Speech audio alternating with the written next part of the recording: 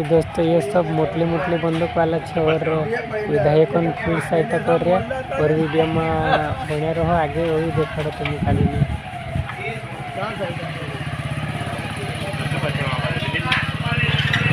बोरलाल जी खरते जिनके मन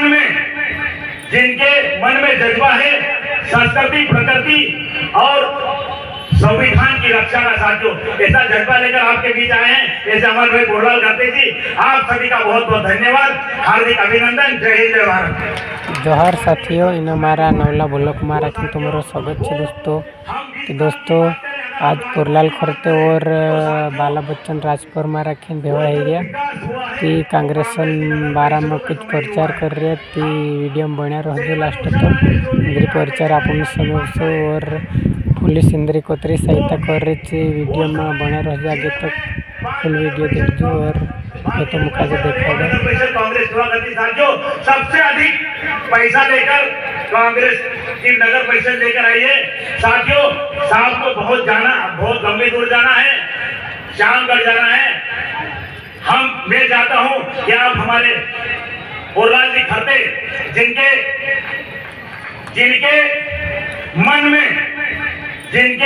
में जज्बा है संस्कृति प्रकृति और संविधान की रक्षा का साथियों ऐसा जज्बा लेकर आपके बीच आए हैं। ऐसे अमर भाई बोरलाल खरते जी आप सभी का बहुत बहुत धन्यवाद, हार्दिक अभिनंदन। जय हिंद जय भारत।